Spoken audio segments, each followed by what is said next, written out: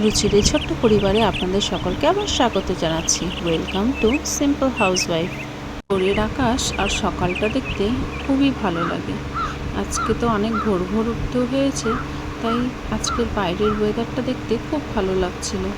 এখন ভোরের ওয়েদার আর সাথে তো পাখিদের কিচিরমিচির আছেই, কি ভালোই না লাগে।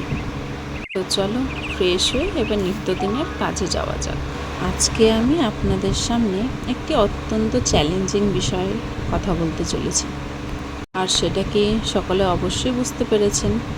একসাথে 3টি সন্তানের যত্ন নেওয়া, তাদের সঠিকভাবে বড় করে তোলা, কি তাই তো?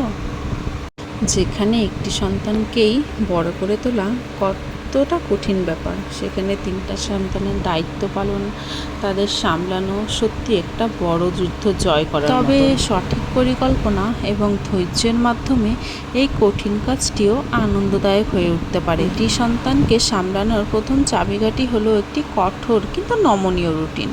তাদের ঘুম থেকে ওঠা, খাওয়া, পড়াশোনা এবং খেলার সময় নির্দিষ্ট রাখা কিন্তু অবশ্যই জরুরি। আগের রাতেই পরের দিনের খাবার বা পোশাক গুছিয়ে রাখলে সকালে তাড়াহুড়ো এবং মানসিক চাপ কিন্তু অনেকটাই কমে যায়। যেমন আমি সকালে রান্নার জন্য আগের দিনই কিন্তু অনেকটা কাজ এগিয়ে রাখি, তাহলে সকালে উঠে অত তাড়াহুড়ো করতে হয় না। 3টি সন্তান আমার হলেও প্রত্যেকের কিন্তু চাওয়া পাওয়া টোটালি আলাদা।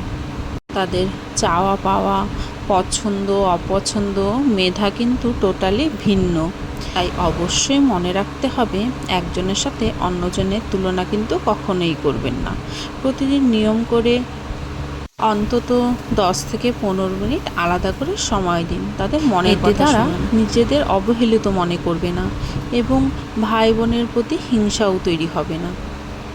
আর বাড়িতে একসাথে যদি 3টে শিশু থাকে, তাহলে তো হইচই আর দুর্ঘটনা ঘটাটা স্বাভাবিক, তাই না? তাই ঘরকে সবসময় শিশু বান্ধব ও সুরক্ষিত রাখতে হবে। ধারালো জিনিস, ওষুধ বা বৈদ্যুতিক তার তাদের নাগালে বাইরে রাখতে হবে। পাশাপাশি তাদের ছোটোখাটো ঘরের কাজ জানান, যেমন খেলার পরে খেলনা গুছিয়ে রাখা বা নিজের প্লেটটি ধুয়ে রাখা। এতে তাদের মধ্যে দায়িত্ববোধও তৈরি হবে। যে কাজটা আমি করে থাকি, তাদেরকে আমি বলি যে তোমরা নিজেদেরটা খেয়ে কিন্তু অবশ্যই তুলে রাখবে, থালাটা তুলে রাখবে, বেসিনে রেখে দেবে, জায়গাটা মুছে দেবে। তার পাশাপাশিও যেমন আমি আমার বড় ছেলেকে রান্নাবান্না কিছু শিখিয়ে রেখেছি, যাতে আমি অসুস্থ থাকলে পরে ও কিছু হলেও করে খেতে পারে। আমি মাঝে মাঝে অসুস্থ হয়ে পড়লে ও আমাকে করেও খাওয়ায়, ওর বোনকেও করে দেয়। মাঝে মাঝে তো আমার শাশুড়ি মা আমার হাজব্যান্ডকেও কিছু করে করে খাওয়ায়। আর ওর পিপি আসলে ওকে চা করে দেওয়া, চাটা খুব ভালো করে, চাটাও করে খাওয়ায়। এরকম ছোটোখাটো কাজ কিছু শিখিয়ে রাখাটা অনেক বেশি জরুরি, তাতে বাচ্চাদের একটু দায়িত্ববোধও বাড়বে। সন্তানকে লালন পালন করা কোনো প্রতিযোগিতা নয়, এটি একটি সুন্দর যাত্রা।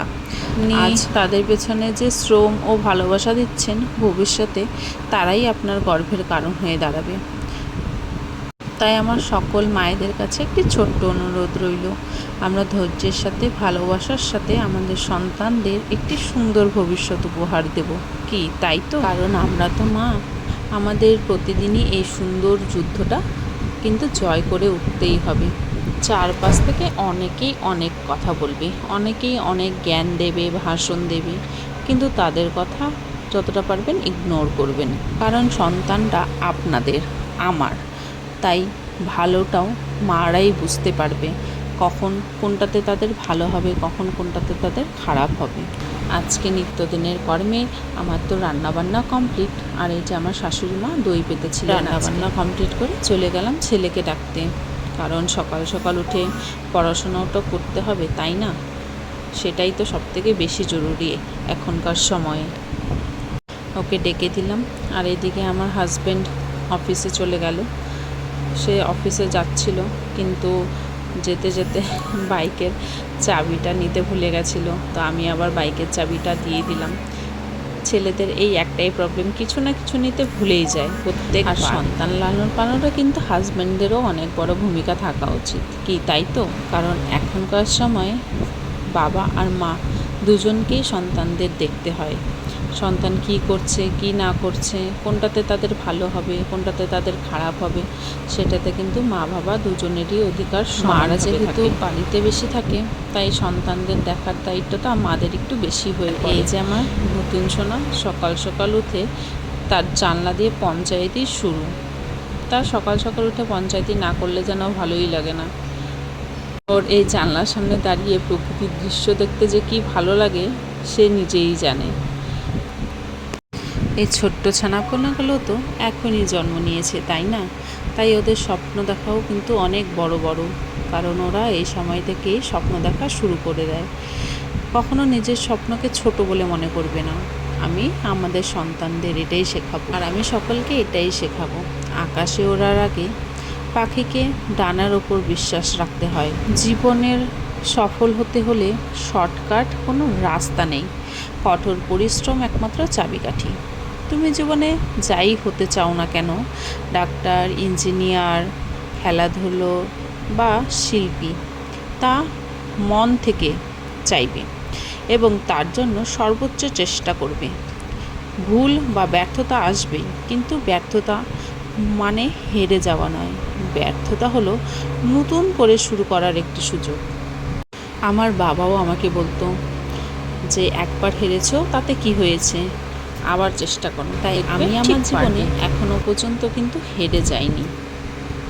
আমি যতবার পড়েছি আমার বাবার কথাটা আমার মনে চলে এসেছে যে হারলে তো চলবে না, আমাকে তো যুদ্ধ করতেই হবে। তাই যতবার আমি পড়ব আমি ততবার উঠেই আর লড়াই। সমাজে একজন ভালো মানুষ হতে গেলে সবচেয়ে বেশি জরুরি হলো অন্যকে সম্মান করা, বিশেষ করে নারীদের সবসময় শ্রদ্ধা করবে। তোমার মা, বোন বা ভবিষ্যতে তোমার জীবনে আসা প্রতিটি নারীর প্রতি তোমার আচরণ যেন সব সময় সম্মানজনক হয়। দুর্বলকে কখনো আঘাত করবে না, বরং বিপদে তাদের পাশে দাঁড়াবে। তোমাদের শক্তি যেন কারোর ভয়ের কারণ না হয়, ভরসার জায়গা হয়। আমাদের পুত্র সন্তানদের এটা কিন্তু শেখানো অবশ্যই জরুরি, যাতে তারা নারীদের সম্মান করে। আমরা সকল বাবা মারাই চাই আমাদের সন্তানরা যাতে ভালো পথে হাঁটে। আর সকলেই আমার ভিডিও দেখো, আমার ভিডিওগুলি কেমন লাগছে আমাকে কিন্তু কমেন্ট বক্সে অবশ্যই জানাবে। আর ভিডিওগুলি যদি ভালো লেগে থাকে তাহলে লাইক, কমেন্ট, সাবস্ক্রাইব কিন্তু অবশ্যই করবে। অনেকেই আছে যারা ভিডিও দেখে কিন্তু সাবস্ক্রাইব করে না আর লাইকও দেয় না। তাদের বলছি প্লিজ একটা লাইক, সাবস্ক্রাইব করে দেবে। আমার পরিবারটিও তো বড় করতে হবে। তোমাদের সাপোর্টই আমার জন্য অনেক বড় ভরসা। আরও এমন বকবক করতে আমি আরও ভালো মতো পারবো। তোমরা সাথে থাকলেই হবে। আর প্লিজ প্লিজ প্লিজ তোমরা সকলেই আমার পাশে থেকো, সাথে থেকো। এতক্ষণ আমরা আমাদের সন্তানদের নিয়ে অনেক কথা বলেছি, চলো একটু নিজেদের নিয়েও কথা বলা যাক। আর দেখো আজকে কিন্তু বৃষ্টির ওয়েদার, আর বৃষ্টির ওয়েদার মানেই কিন্তু রোম্যান্টিক ওয়েদার। এত গরমে এই বৃষ্টির ওয়েদার কিন্তু ভীষণভাবে আবেগপূর্ণ। বৃষ্টির টুপটাপ শব্দ মনের সব ক্লান্তি আর ব্যস্ততা দূর করে, এক অদ্ভুত শান্তি এনে দেয়। বৃষ্টি পড়া শুরু হলেই আমাদের মনে জমে থাকা পুরনো দিনের নানা স্মৃতি, ছোটবেলার কথা ভেসে ওঠে।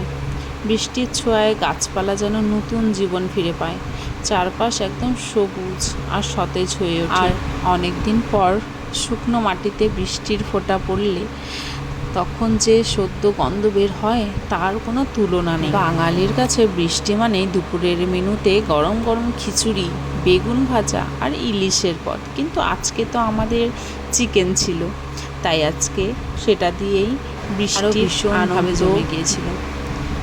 চলো এই বৃষ্টির ওয়েদারে রবীন্দ্রনাথের একটা ছোট্ট কবিতা হয়ে যাক। আজ জ্যৈষ্ঠের শেষে এসেছে আষাঢ়, মেঘের ছায়ায় ঢাকা অন্ধকার। এই রিমঝিম শব্দে মন যে কেমন করে, বারে বারে শুধু তোমার কথা মনে পড়ে। তো আজকে শেষ হোক এই ছোট্ট কবিতা নিয়ে। সকলে সুস্থ থাকবে, ভালো থাকবে। আগামী দেখা হচ্ছে পরের ভিডিওতে। রাধে রাধে।